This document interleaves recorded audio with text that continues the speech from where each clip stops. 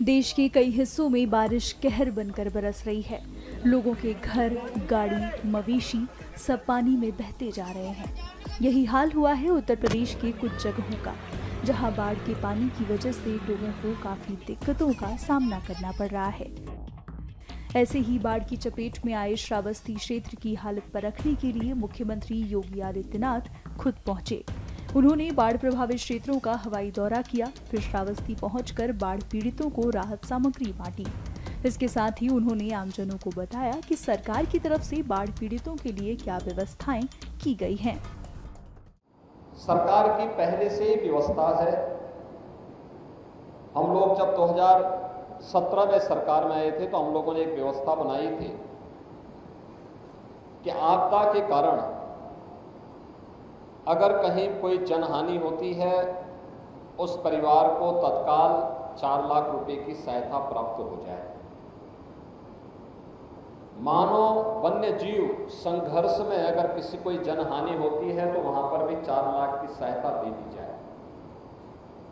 कहीं सर्पदंश से किसी व्यक्ति की मृत्यु होती है, उस परिवार को भी सहायता के रूप में ये राशि उपलब्ध करा दी जाए।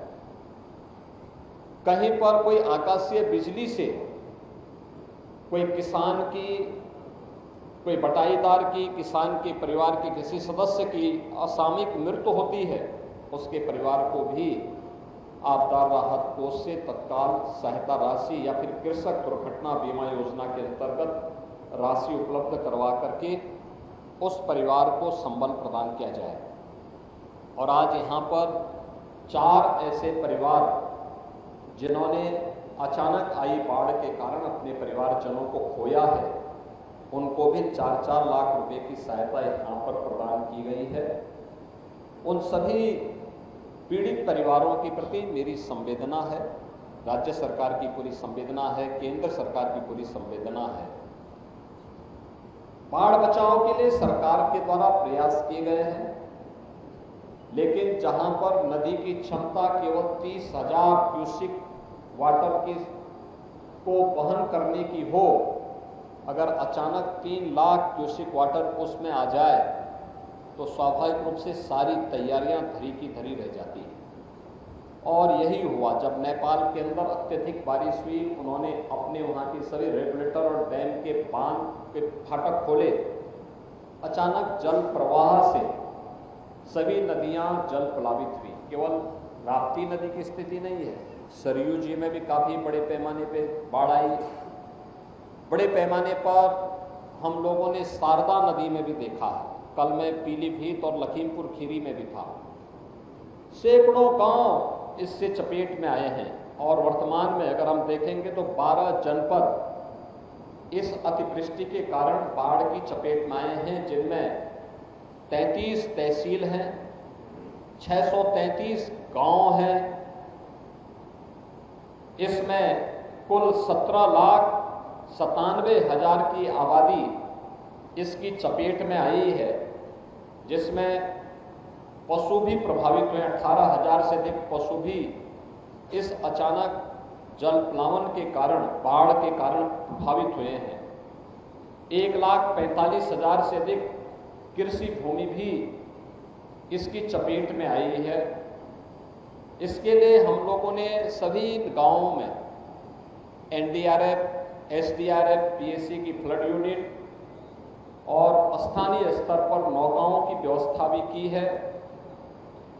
एक व्यवस्था की गई है कि जगह जगह बाढ़ चौकियां स्थापित हों, जो समय समय पर सूचनाएं भी देते रहे। और इसके लिए पूरे प्रदेश भर में अगर हम देखेंगे तो 1033 से अधिक बाढ़ चौकियां स्थापित की गई हैं, जिनके माध्यम से इन सभी 923 बाढ़ चौकियों की स्थापना की गई है। और जहां पे बाढ़ पीड़ितों को रखा जाना है, 1033 ऐसे स्थल हैं जहां पे शरणालय बना करके बाढ़ पीड़ित के घर में पानी भर गया या उस किसी को रेस्क्यू करके लेके आना है तो उनके लिए भी ये व्यवस्था की गई है। इसके साथ साथ यहाँ पर उन सभी क्षेत्रों में अन्य तमाम प्रकार की सुविधाएं उपलब्ध करवाने का कार्य हो रहा है। अगर हम लोग श्रावस्ती की बात करें तो श्रावस्ती में जो बाढ़ से प्रभावित क्षेत्र हैं, 116 गांव पूरी तरह या आंशिक रूप से बाढ़ से प्रभावित हुए हैं। 15 गांवों में कटान की स्थिति है। 76,000 की आबादी इससे प्रभावित हुई है। 23,500 से अधिक कृषि भूमि बाढ़ की चपेट में आई है। यहाँ पर बचाव और राहत कार्य के लिए एनडीआरएफ, पीएसी के फ्लड यूनिट और एसडीआरएफ को भी लगाया गया है, जिसमें वे मोटर बोट के साथ में वहाँ पर अन्य बचाव के कार्य कर रहे हैं। नौकाओं की व्यवस्था भी की गई है। इसके साथ ही यहाँ पे 4 जनहानि जनपद में हुई है। इसके अतिरिक्त यहाँ पर प्रदेश सरकार ने पहले से व्यवस्था की है कि जो भी व्यक्ति इन बाढ़ की चपेट में या जो गांव मेरुंड होते हैं, बाढ़ की चपेट में आते हैं, उनके लिए राहत पैकेट की व्यवस्था, जिसमें से कुछ राहत पैकेट अभी आपके सामने हम लोगों ने वितरित किए हैं, जिसमें पहले पैकेट में 5 किलो लाई है, 2 किलो इसमें भुना चना है, 1 किलो गुड़ है, 10 पैकेट बिस्किट है, 1 माचिस की पैकेट है, 1 पैकेट मोमबत्ती है, नहाने के साबुन है, 20 लीटर का एक पानी के लिए जैरकिन है और तिरपाल भी उनमें प्रदान किया जा रहा है। दूसरे पैकेट में है 10 किलो आटा, 10 किलो चावल, 2 किलो अरहर की दाल, 10 किलो आलू, 2 हल्दी, मिर्च मसाला और 1 लीटर सरसों के तेल के साथ ही नमक आदि भी उसके साथ उन्हें उपलब्ध करवाने का कार्य सरकार के द्वारा आपदा राहत निधि से उन्हें उपलब्ध करवाने का कार्य किया जा रहा है। हमने प्रशासन को पहले ही कहा है कि हमें पूरे बरसात भर यानी अक्टूबर तक की व्यवस्था पहले से बना के रखनी होगी, क्योंकि इस बार औसत से अधिक बरसात होने की संभावना है। इसके लिए हमारी तैयारी होनी चाहिए, जिससे कोई भी व्यक्ति भूखा न रहने पाए।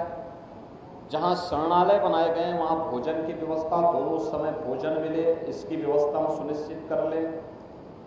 जहां पर लोग गांव के अंदर सुरक्षित हैं लेकिन पानी से घिरा हुआ है, उन्हें हर 15-15 दिन में इतना राहत की सामग्री उपलब्ध करवाते रहें, जिससे परिवार भरपेट भोजन पा करके आराम से अपने को वहाँ पर गांव में सुरक्षित कर ले।